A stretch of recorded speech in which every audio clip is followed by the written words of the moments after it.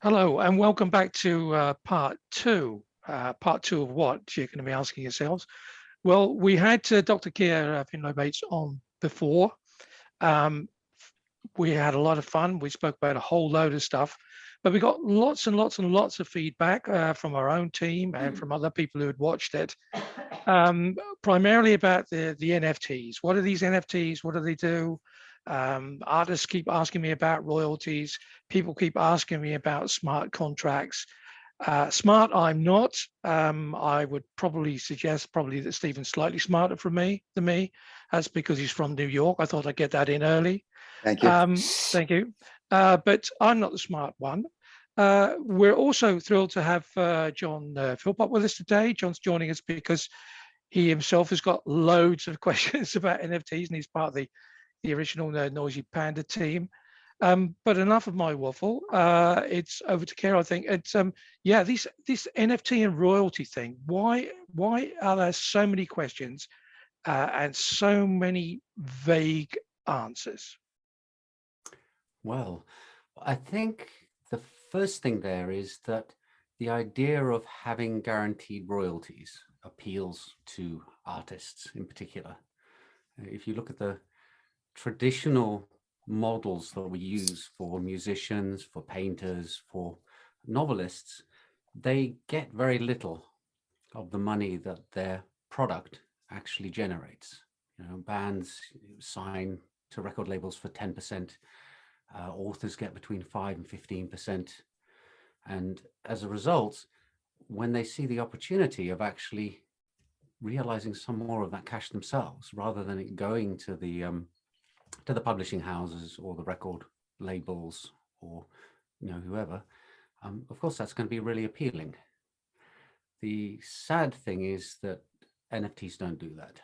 NFTs do not somehow magically allow you to create art and then receive royalties without anybody else having to be involved. Well, why is it then, Keir, that we're constantly bombarded with this message? Is it a marketing ploy to get us onto these marketplaces, or are we reading it wrong, or do we have rainbows in our eyes? I'm not sure. Yeah, I have no idea where this sort of trope or meme came from. I mean, the fact is that if you think about it rationally, there are, even in a very sort of proper strict system, you would have to be able to avoid paying royalties, because there are plenty of occasions where it's not relevant. If you have a painting hanging up in your bedroom and you decide to move it to your living room, then you don't have to pay a royalty to the artist. That wouldn't make any sense, would it? Right? You bought a painting, you've moved it from one room to another. Why should you have to pay the artist a 10% fee for doing that? If in some countries, if you sell a painting through an art gallery or a licensed dealer, you are responsible for paying a royalty. I think France and Australia are the ones I know. So if you have a valuable painting and you take it down to an auction house and you sell it, the original artist gets 5% of the sale. However, that doesn't apply if you have a private sale, because you can't monitor those. If I take the painting down to the local market and sell it to some random passerby, how's anybody going to find out? And without even getting into smart contracts and blockchain, it's pretty obvious to anybody then that, if I'm a multimillionaire and I want to buy that painting and I don't want to have to pay a 5% royalty, and I see it in an art gallery or an auction house, or there's a licensed art dealer selling it, it's tempting to say, look, let's meet up behind your offices. I'll bring the cash in a suitcase and you bring the painting wrapped up in brown paper, and we'll do the deal that way. Did you just see the last painting I bought? Was that what's going on here? No, I'm sorry. Right. So yeah, and that's the problem with trying to enforce royalties. At the moment, the only means we have are contracts and the courts, and finding out that an actual transaction is taking place. So when you have an NFT on a blockchain, you could code something up that says every time it's transferred from one address to another, there has to be a payment to make that happen. But it wouldn't get any traction, because that means that if you've got an NFT in your wallet and you want to transfer it from one address to another, maybe the first address has become compromised, you'd have to pay that fee. And the second thing is, how are you going to know what's being paid for it, right? I mean, I can have a painting and I can sell it to Steve, and on paper we can say that we sold it for $10, right? And then the next day he actually gives me the suitcase of cash if I trust him. So you can always go what's called out of band, do the transaction differently, sell the NFT for pennies on the blockchain, and then settle the transaction in Bitcoin or with a check, bank transfer. And how's the artist going to get their royalty then? So there are just so many practicalities about automating and enforcing royalties.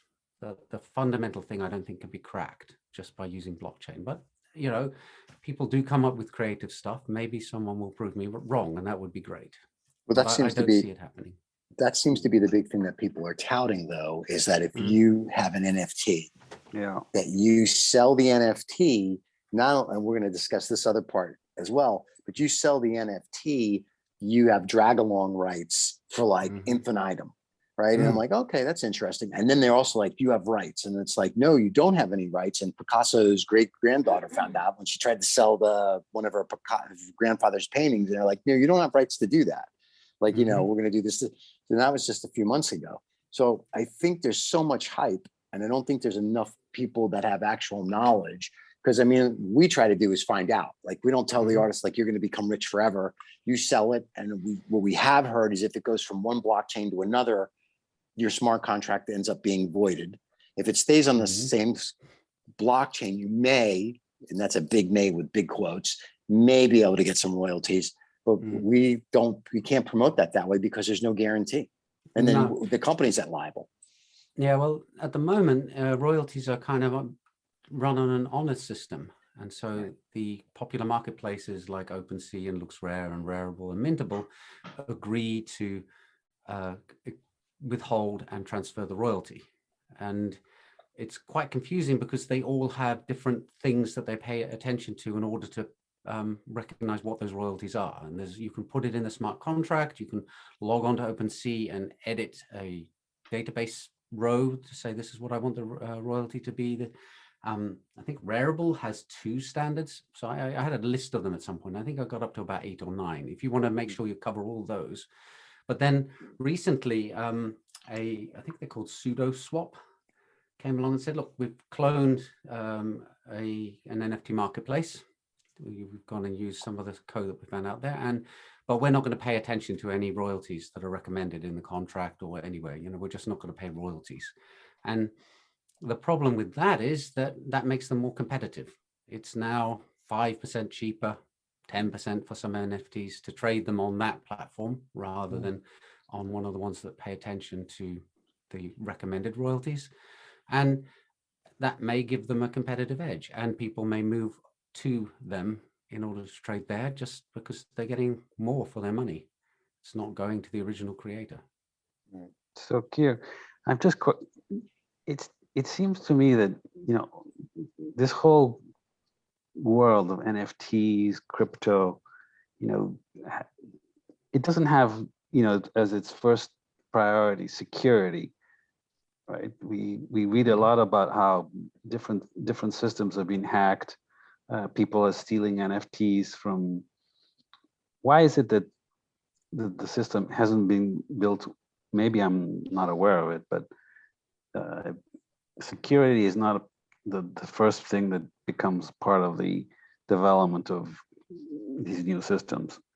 Well, I think there's 2 things there. Firstly, the underlying systems. If you look at things like the Bitcoin blockchain, the Ethereum blockchain, the actual infrastructure is really secure, right? If you imagine Ethereum is like the system of water pipes and sewers that you have, that's been built really solidly. And then people can go and build apps on top of it. So That's like fitting a bathtub or a sink or a shower, right? And now you're presenting people with a way of interacting with what's going on underneath there. But the problem is that security costs money.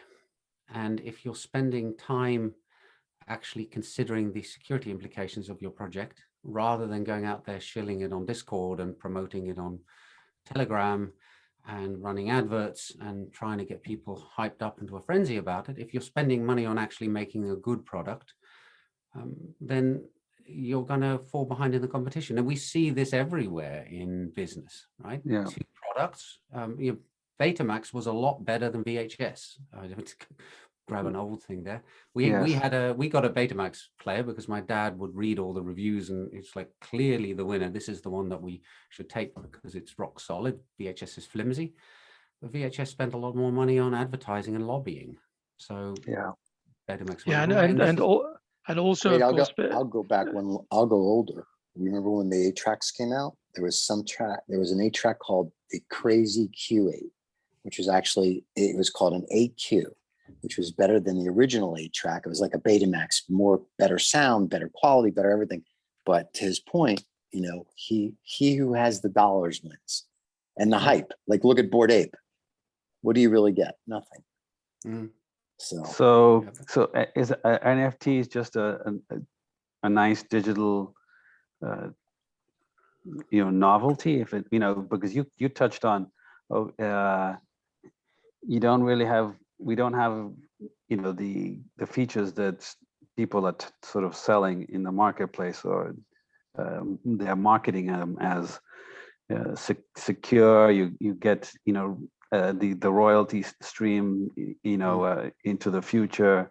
But I think you pointed out, we've sort of begin to just sort of find out that this transferability, it's not a fungible sort of product like cash that you can just take it all over the place.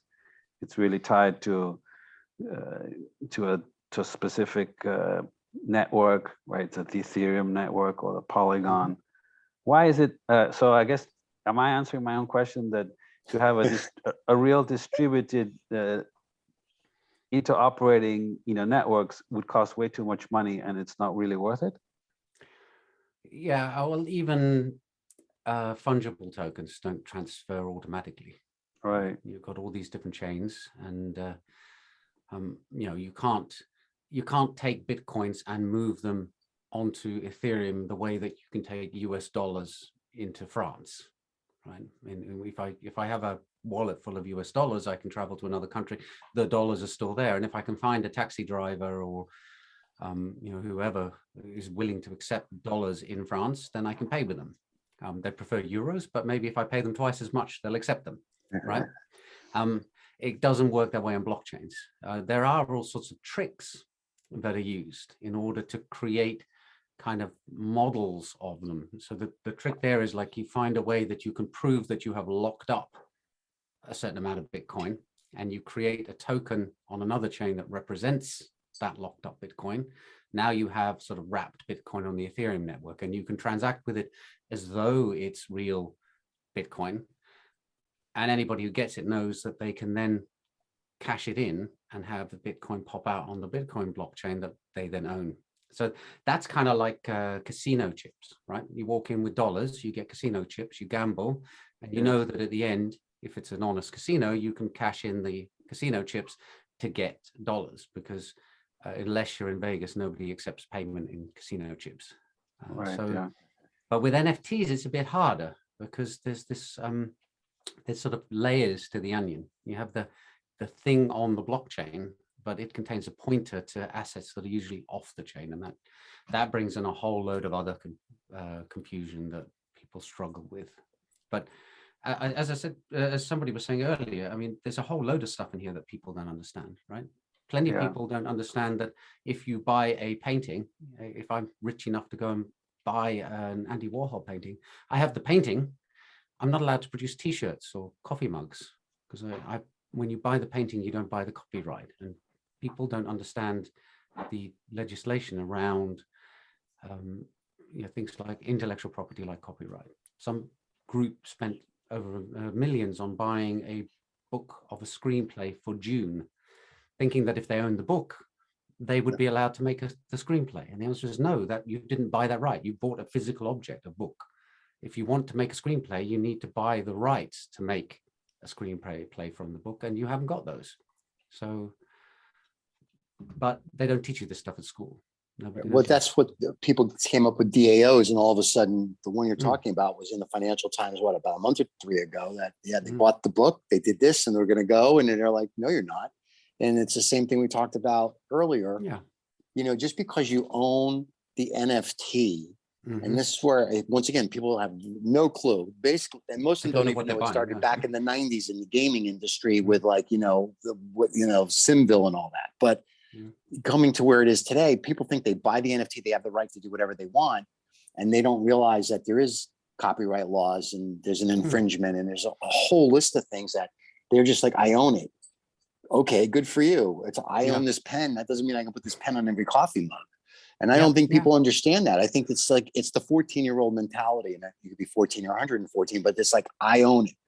Okay, congratulations. You own something in your digital wallet. This sort of it must be deeply coded into us, because I remember my youngest, when they were 2 or 3, fighting over a block of Play-Doh, right? It's mine.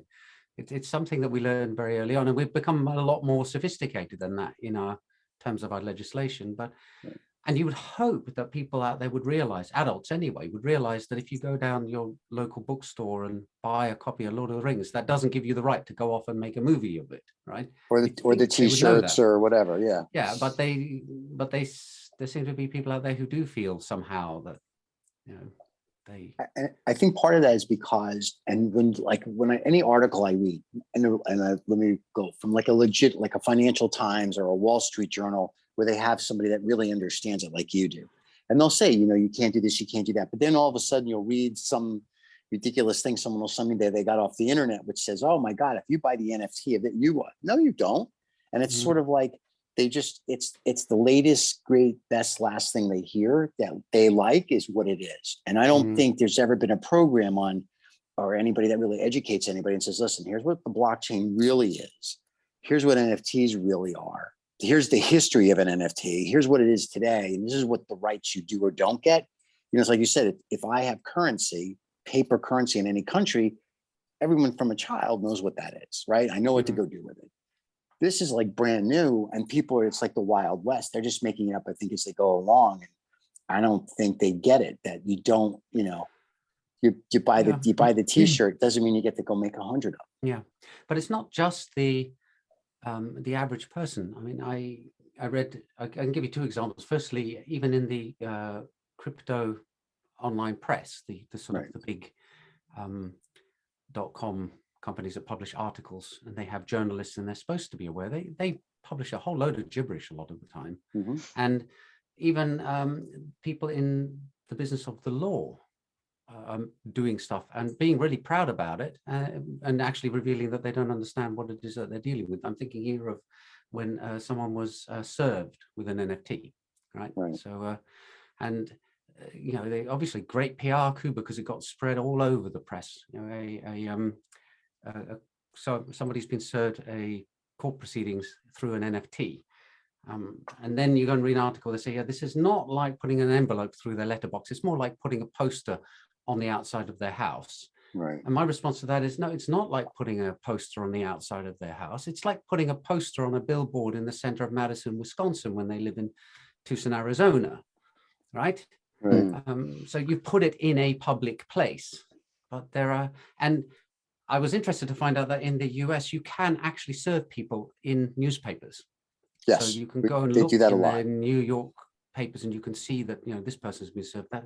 What you're not allowed to do is serve someone who's up for a court case in New York by publishing it in an Alabama newspaper, right? It has to be in a sensible place. And so when it comes to airdropping an NFT into someone's address, you cannot reasonably expect them to know that has happened, because this is another misconception. People have this concept that the NFTs are in their address, and they're not.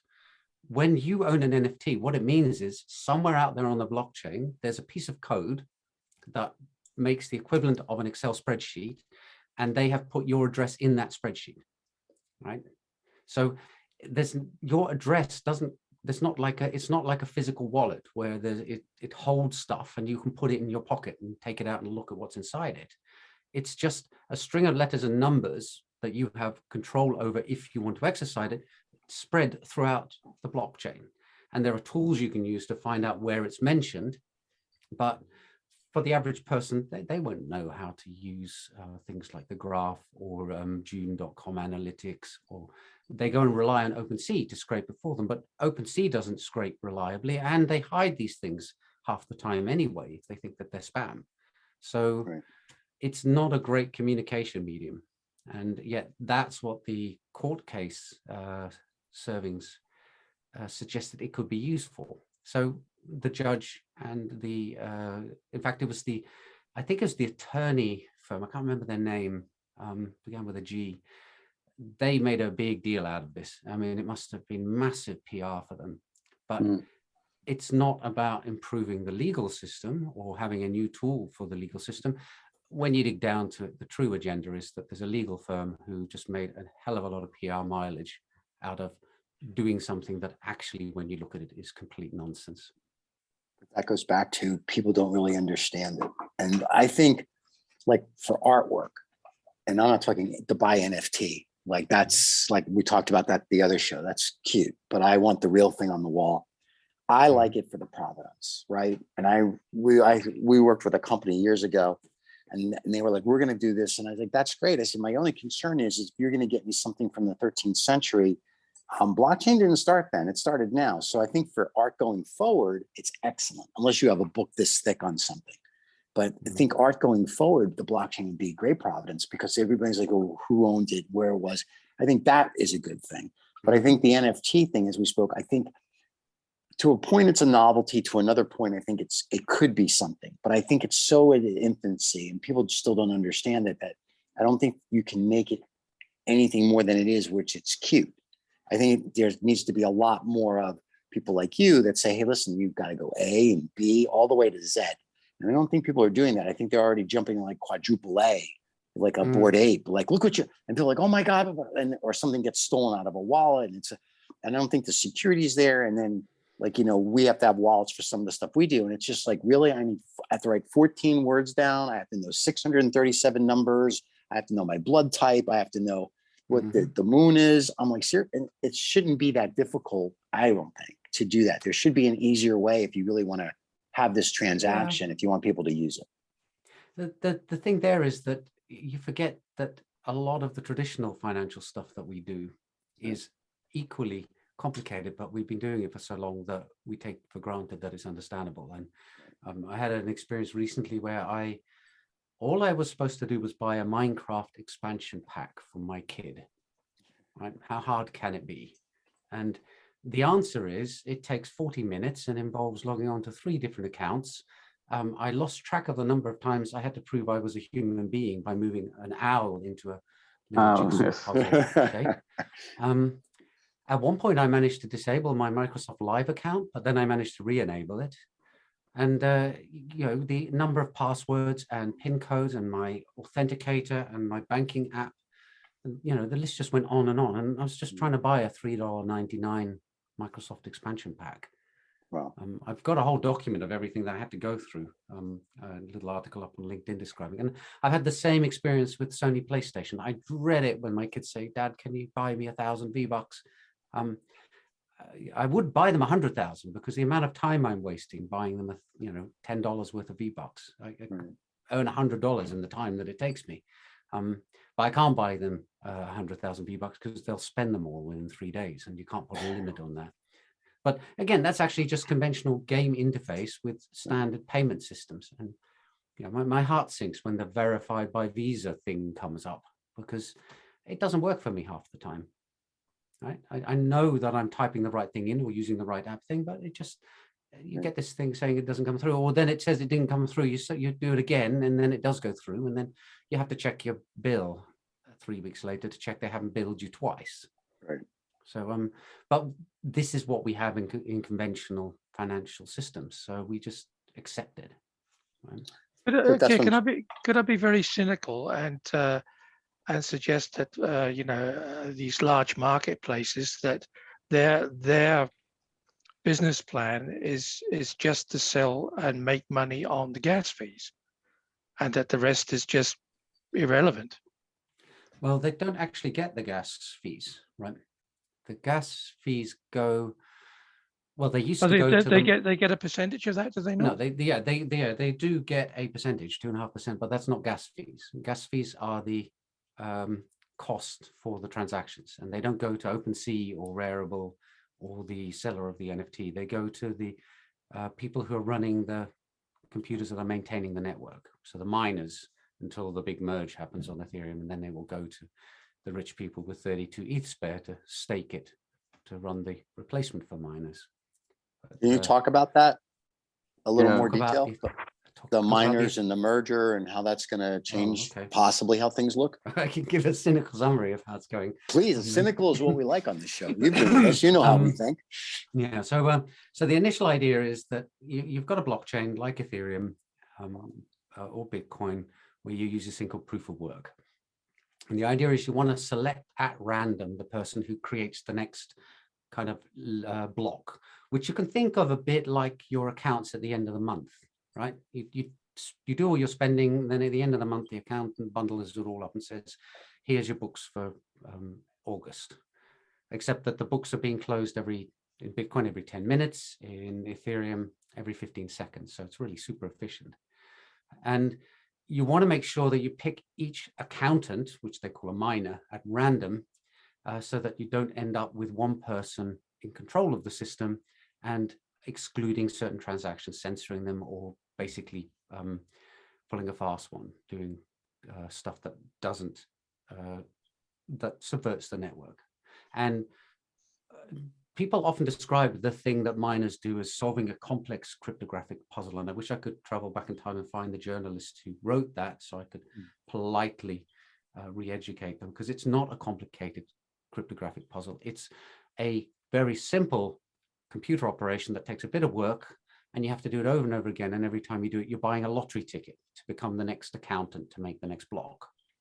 And that's proof of work. In a nutshell, it's a whole bunch of people burning electricity to buy lottery tickets to be able to make the next block. And you incentivize them to do that by giving them a reward. But the reward of looking for the only the lottery ticket? No, if your lottery ticket comes up, you get to make the next block. If you get to make the next block, then you get the block reward. And the block reward is worth money. And it initially on Ethereum, it used to be 5 ETH. Initially on Bitcoin, it used to be 50 Bitcoins, right? And then they make sure that they kind of decrease over time. And that's for Bitcoin's sake, that's to make sure that there's a cap on the number of Bitcoins, by making sure that every 4 years, the block reward halves until eventually it peters out to nothing. That is what guarantees you that there will be 21 million Bitcoins. On Ethereum, they didn't have a cap, but the people, I nearly said in charge of Ethereum, which would kind of go against the whole decentralization thing, but the people who have influence over which direction Ethereum takes, which is the original founders, people who are holding a lot of Ether, and the miners, they all have kind of a say over where it goes. And the interesting thing is that the mining reward dropped on Ethereum. I think it started at 4, but it went to 3, then it went to 2. And then a big thing happened last summer, the summer before last, where they said, actually now the miners are not going to get the gas fees anymore. We're going to burn them. They just get a little tip on the top. So whereas before you calculated the gas fees and you had to pay as someone transacting that fee, like paying a toll to go over a bridge, the money collected from that toll used to all go to the miners. And then they decided, no, the vast chunk, about 90% of it, is going to be destroyed. And you may think, well, why would you destroy money? And the answer is, if you decrease the monetary supply, then the purchasing power of that money will increase, right? In the same way that if you print lots of money, you get inflation. It's not universally accepted that printing lots of money causes inflation. In fact, America seems to be going through printing lots of money is fine. It's just a way to allow people to buy lots more stuff. But generally speaking, it's just paper. Yeah.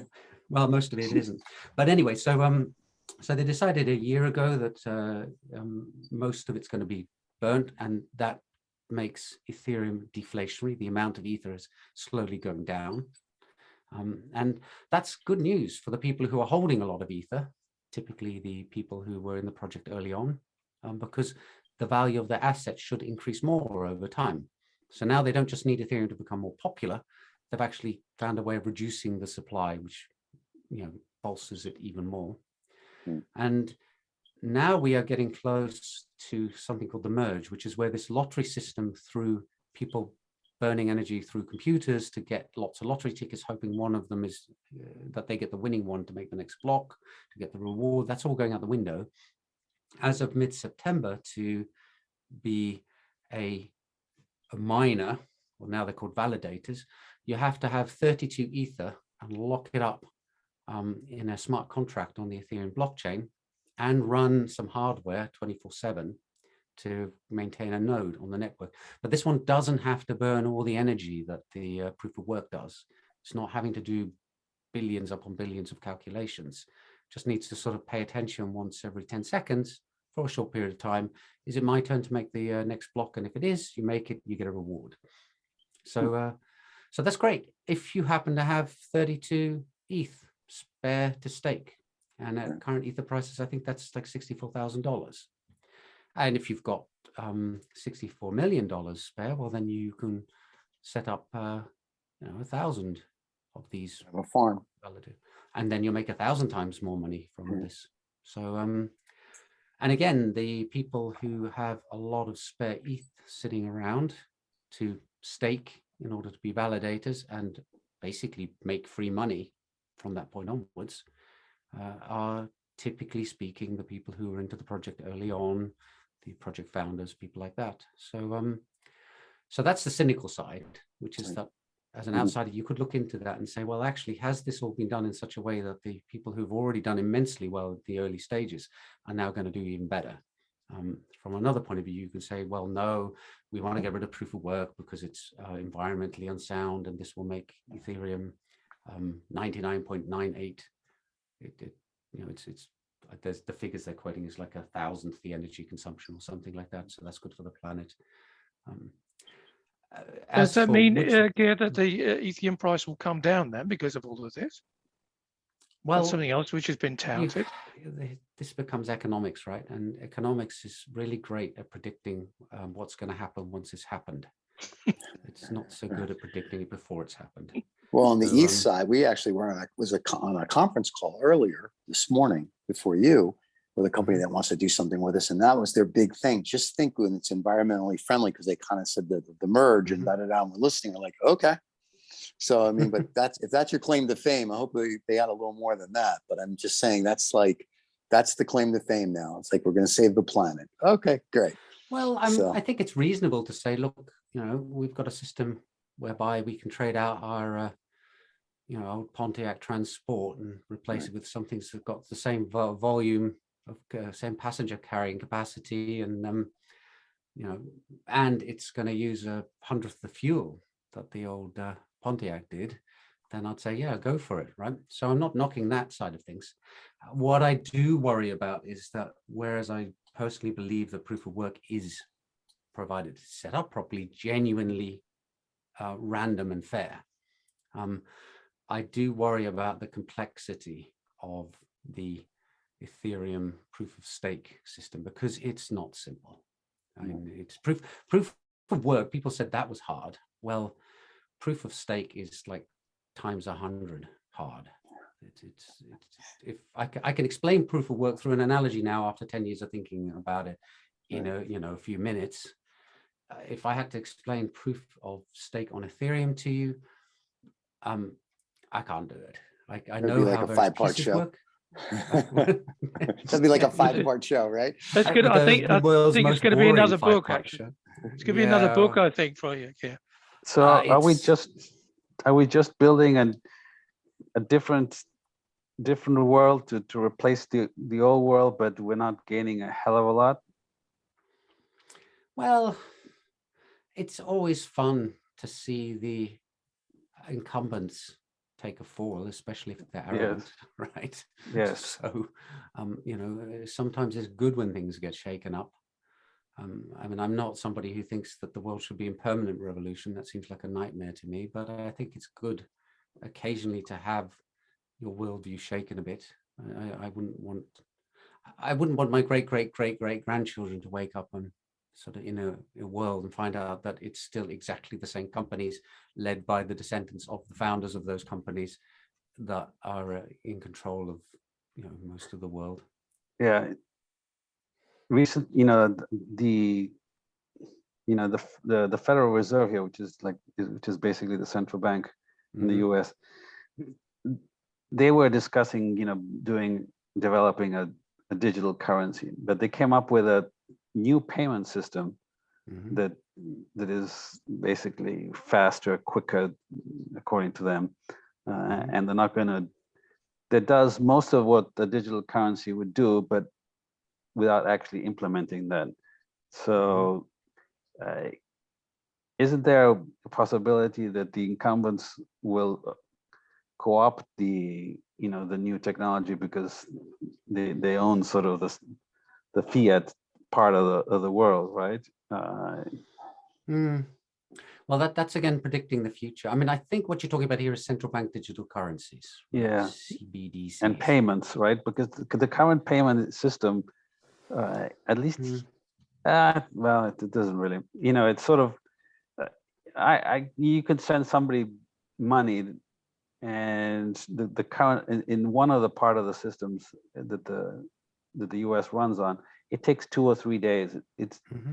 And I think essentially it doesn't really take 2 or 3 days. Maybe it's sort of they've tweaked the gears to make it that way so that they can.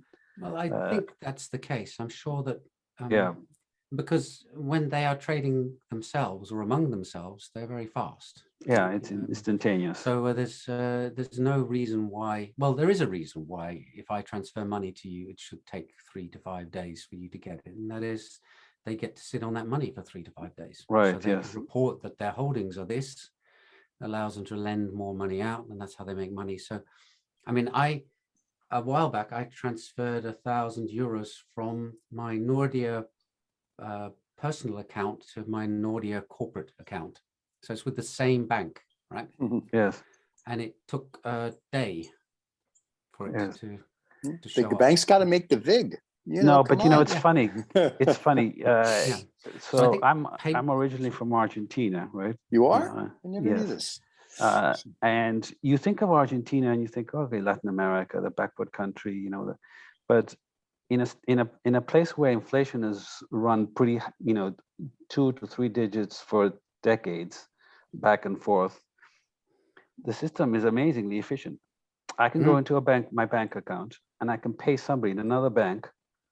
Right? I do a transfer. They just give me an alias, 3 letters, 3 words, or their particular, you know, it's like a bank ID.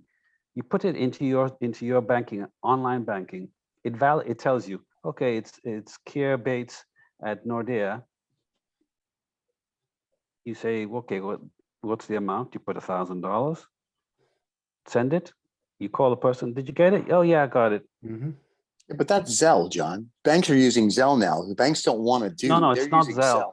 No, I'm just saying the equivalent is Zelle here in the States. That they're using Zelle. It does the same thing. Yeah, okay, but Zelle is actually, you know, it's an email, right? We were talking about complexity of what your experience was, just to do a $5 purchase. Now in this system, you go into your online banking system, you put the one credential of the person. It tells you who that person is, what bank it is. You add, you know, that contact if you want to. You just add the amount and you send it, and the other person gets it immediately. He doesn't go to an email, and it just goes to his account.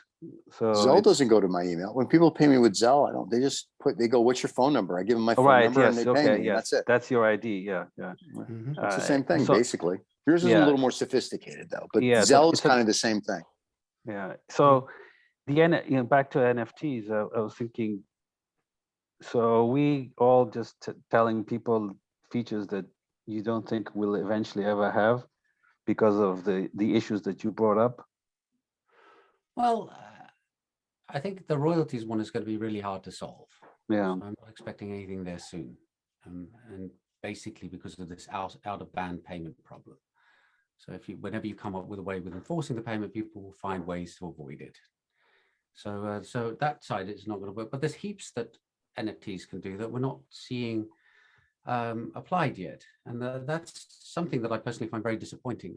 I follow on Twitter and LinkedIn, mainly Twitter for NFTs, and there are still people launching basically cookie cutter versions of Bored Apes, and I sort of think, why are you putting all this time and effort into making yet another 10,000 rare collection of, because they're hoping Andreessen Horowitz gives them $290 million so they can do whatever they want to do. But it's not going to happen, is it? Right. I mean, this is the thing. Even back last November, if you launched an NFT project, the chances of it making it big were virtually zilch. But it's the same dream of playing in a band in your garage with your friends, thinking that one day you're going to be as big as Van Halen.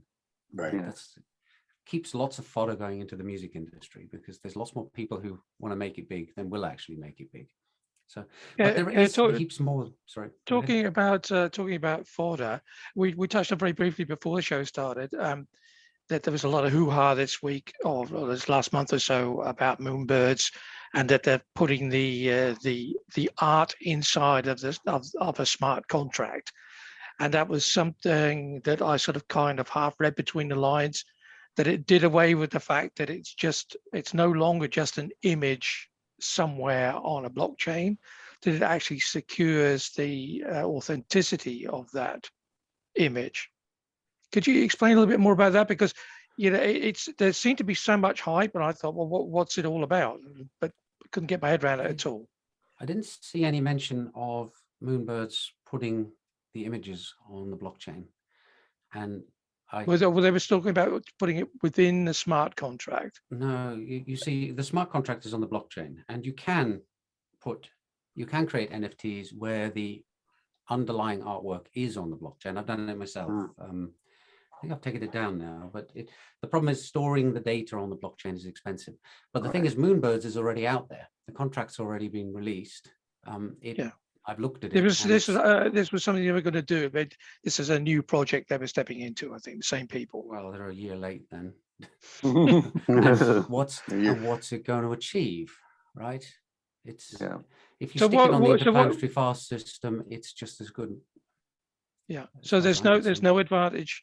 So you're saying that to have that image in the contract makes the contract so fat and so expensive to produce. Is that what it is? Is that the bottom line? Actually, let's pick up on a word you used, the advantage. You said there's no advantage in doing this. There's no advantage in any kind of sort of significant sense beyond human psychological needs to any of this stuff, right? I mean, there's nothing. Aliens coming from outer space would not. The first thing they would not want to do is buy a Bored Ape. Let's put it that way, right? Yeah. They probably want to have a T-shirt, but. No, but they would buy the Lamborghini NFT because everybody needs a Lamborghini. No, I'm just kidding. Go ahead. So when they say, if they are saying, and I haven't seen it, but the last I read about Moonbirds was them making the artwork Creative Commons, so putting it in the public domain and upsetting a whole bunch of people who owned the tokens, because now they didn't have some exclusive right over it that turns out they didn't have beforehand anyway, but they thought they did, and now they knew they didn't. So it's kind of but just in a very primitive way, if an NFT has an image on it, and somebody purchases, that image is connected to a physical piece of art, which is what we're Noisy Planet was trying to do in the past, as much as we possibly can. People buy the physical piece of art, and I always jokingly say, then that's the Happy Meal, and that the NFT is the toy that goes with the Happy Meal. Yeah, that my cynicism aside, that there is then a direct relationship between the two, is there not? Because there'll only be one NFT produced of that one piece of art, if that's what the artist wants, the original piece of art. If you have an artist who paints a painting, and then he or she takes a picture of it and puts that picture on a file system, and then creates an NFT on Ethereum that points to the digital image, you've got some kind of cohesion, you've got some kind of story between the things. But What you don't have is any enforceability. So there's no, the image is out there so anybody can right-click save on it, but the fact is that they won't have the NFT, and if it's been touched by the hand of the artist, you know, in the same way that a paper napkin with a doodle on it by John Lennon is worth a lot more, especially if he signed it, it's worth a lot more than paper napkin with a doodle on it by me. So there's that kind of thing. And we're looking at a new generation of kids coming up who really don't, my kids anyway, don't distinguish that much between physical objects and digital objects anymore. Yeah. As far as my kids are concerned, a digital Pokemon is as good as a physical Pokemon card, maybe even better. Yeah, well, we've seen this because of what the feedback that we're getting out of Asia, that this is, you know, a little bit of social credibility. Mm-hmm. The fact that you have the NFT, yeah, and that makes it maybe just slightly more interesting because there's only the one. Yeah. And at home, you've got the painting on your wall, and on your telephone, you've got just that one image, and there's no other image available. Yeah, I still think we're 5 or 10 years away, like we spoke about in the first show, where it's going to mean something, because I think it's still at the stage of, like we just talked about, you can't guarantee this, you can't guarantee that, you can't really move it from this blockchain to that, you can't. There's a whole bunch of I can'ts, right? And I think that in the next 5 or 10 years, I think that will change, and then I think it'll find, I don't want to say niche, but it'll find its niche in the marketplace on a level where everybody understands it, where, you know, the grandparents will be like, oh yeah, this is what we do. But I think right now it's still at that, you know, we're at the casino, daddy needs a 7 and a pair of shoes. And I think you're just rolling the dice until somebody says, here's how it's done. It's like watching people talking about what the internet and the World Wide Web is in the mid-90s. Right. And it's pretty worthy to look at now. And it only took until 2010, 2015. Yeah, well, actually, like, oh yeah, we know what to do with it. 2015, people just instinctively knew. I imagine they had the same problem with cars when they first came along, right? And people say they're like horse and cart, but there's no horse. And then people say, well, how do they move? Well, I don't know, but they do. You know, and then people go, well, they're going to be dangerous. We need a man walking in front with a red flag. Right. And it's awfully bumpy as well. So, and then, you know, 30, 40 years later, everything is tarmacked and so now we just have to figure this out, and we're the smartest guys in the room. So and why is it that we don't describe what an NFT is as part of the, you know, the sort of the smart contract that we call NFTs? Why is it that there isn't a, you know, maybe it's just me naive, but a section that says, okay, when you buy, as part of this NFT, you have the rights to nothing, something. You have the rights of nothing and something. Is deception part of the game? Is deception part of the game? Because everybody, misdirection. It's a good start to the contract, right? And then you expand out what you mean by the something. I think it's kind of initially with NFTs, they were done by technical people who didn't think about the law. Right. So technical people, I know one person who jokingly, and he's a lawyer, jokingly describes technical people as, these are people who start all their conversations with saying, I am not a lawyer, and then proceed to give you bad legal advice. Yeah. And when you look at the initial terms and conditions that came with the various projects that have been successful, I mean, like the Bored Ape Yacht Club one is a joke. It looks like something they wrote on a napkin in the bar on a Friday, and then they copy pasted a couple of other things they saw on Saturday when they had hangovers into it to make it sound a bit more legal. And it contains, the original terms and conditions contain contradictions and repetitions that should not be in such a contract. But then you can go and look at Tiffany's and the NFTIF, their original contract, which they presumably, from the looks of it, paid decent lawyers a fair amount of money to have it drafted.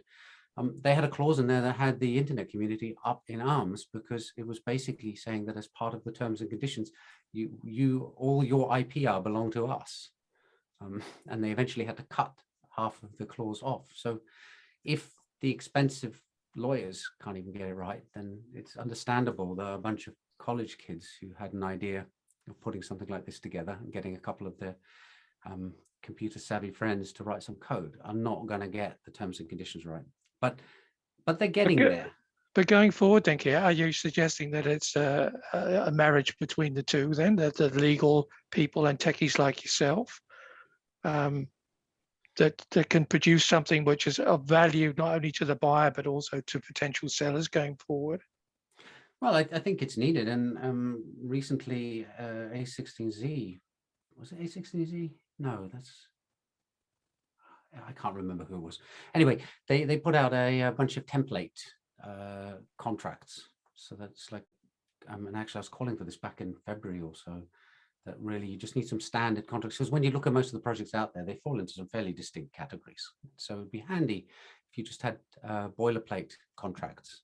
It's like, I'm making a collection of 600 NFTs with some generative art that I've created, and I want the rights to all belong to the holder of the NFT until they transfer it. And it turns out legally that's quite tricky, because copyright lawyers aren't used to people flipping their intellectual property in the form of copyright on an hourly basis. They expect it to be bespoke single deals that maybe happen once or twice in a lifetime. Yeah. And then suddenly some people come along and say, no, I want the copyright to this owl to belong to the person who has this in their wallet, but the second they transfer it to someone else, the copyright has to go to them automatically. And you can't even draft a contract that says the NFT owns the copyright, because copyright has to be owned by a person or a legal person in the form of a company. But you can't assign copyright, to this screwdriver, for example. It has to be a human being. You can't say anybody who owns this screwdriver owns the copyright to this wonderful picture of a monkey. But are you saying that if a company then owns the NFT, that copyright could be connected to that? Well, you could connect it to the company, then you'd need the ownership of the company to be held by the NFT. So you not a screwdriver. You've just pushed the bubble in the wallpaper and it's popped up in another section of law. So, but the law is quite good in that it can adapt, right? So well, kind of, because you said something earlier about Tiffany's. Everybody got up in arms like they all do, because they're all little 5-year-old children, about something that they put in the contract, and they're all like, oh no, it's too bad, this is the way it is. And so they acquiesce for the 5-year-olds. And so it's not really the law. Back in the day, I think at a certain period, we'd be men and women that were real men and women. Now it's just everyone's just afraid, like you hurt someone's feelings, and that's even in the law. And I don't know if that's in the early 2000s or in the 90s, but you don't act, you do what's right. And attorneys, I don't think do that. They're just afraid they're going to hurt somebody's feelings. And I think that's going to be an issue going forward with the NFT market as well. Like you said, if we have a template that everybody agrees upon, cool. If Tiffany was putting out a template that nobody agreed upon because, oh no, we don't like that, too bad, that's the law. So now we became a society of enough people don't like it, we have to change it. So I don't know if that's exactly correct either. So I think that's something we have to reckon with, as well as the NFT market or the technology continues to expand. Yeah, but this has been going for ages though, right? Yeah. The days where, you went out and you chopped down some trees and you built a little cabin, and if anybody insulted you, you punched them, but then you went and had a whiskey together. That's last week in New York. We're good. Yeah. So. But if it even ever happened that way, I mean, we're talking about centuries ago, right? Right. I mean, it's not, you can't blame recent changes. I think, when my parents used to complain about how terribly litigation prone America was, and how they hoped that it never came over, right? It's like, that's the country where you can sue a restaurant because your coffee is too hot. How ludicrous is that? I mean, that's from, well, just remember, in America we use sue as a verb, not a name. So yeah. Except Johnny Cash. And before we go, isn't it sort of ironic that a lot of the issues that we're coming up with, NFTs, contracts, requires some kind of centralization at some point if you really want to solve them? Because if not, it's sort of a centralized, distributed type of a system. Yeah, I'm not sure it's fully escapable, nor am I sure it's something you should want to be escaping. I think there is a place for centralization. Yeah. And I'm not one of these people who, everything more decentralized than everything else kind of people out there. And I just worry occasionally when particularly when it's entities have control and there's no democratic control over those entities. So do you see that you can no accountability? I mean, let's not get into a discussion about how democratic countries like the UK and America really are. Ostensibly, they're democratic. You can vote out unpopular governments. If a government got too ridiculous to the point that it was just a farce, then you would hope the electorate will get rid of them. But the problem is, if you have something like a central bank, nobody has a clue how you can go about doing anything about them. I think no one has to get rid of the farce government either. So, which is evident. There is a way on paper that you can do it. Right, but the reality of it, as we know, yeah. But the fact is, at least you have a piece of paper, and maybe over 300 years old, but at least you have a piece of paper that says this is the mechanism whereby you can get rid of them. And hopefully, if a government starts saying we're going to try and get rid of this piece of paper, enough alarm bells will go off. But of course, we are stuck with the average person isn't really interested in that kind of thing.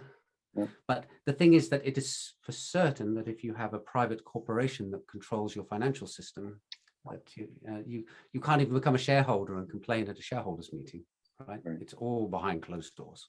So so that side of things, when you have private closed corporations that are having an immense impact on our daily lives and control stuff that really should be considered infrastructure, then I worry.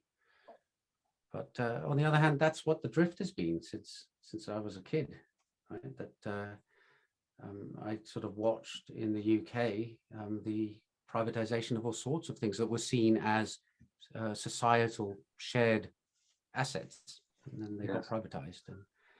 And well, that's a whole other show about. That'll be show 3, ladies and gentlemen. I try to avoid politics. No, Margaret Thatcher, the milk snatcher. We could talk about. Hey, wait! Margaret was a very nice lady. I liked her. She was indeed. She was indeed, and Ronald loved her. Now we have and on that, Toss just came in, right? Yeah. Today, yeah. So we'll keep the show actual. So what I'll try and do, I'll try and close some doors on this particular show. Absolutely fascinating. It can sound really, we could be here for a week, and but that's probably more painful for the listeners than it is for us. But I'd like to thank our guest today, Keir Finlow-Bates, for being with us. He's got a fantastic book out, Move Over Brokers, Here Comes the Blockchain.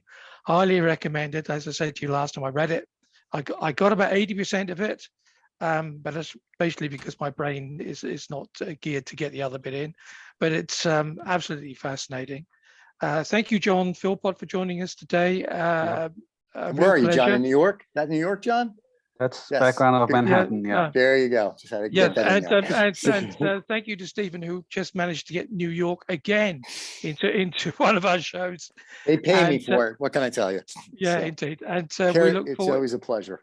Yes, we look forward to maybe even part 3 of this. Thank you, gentlemen, for your time. Bye-bye. Bye-bye. Cheers.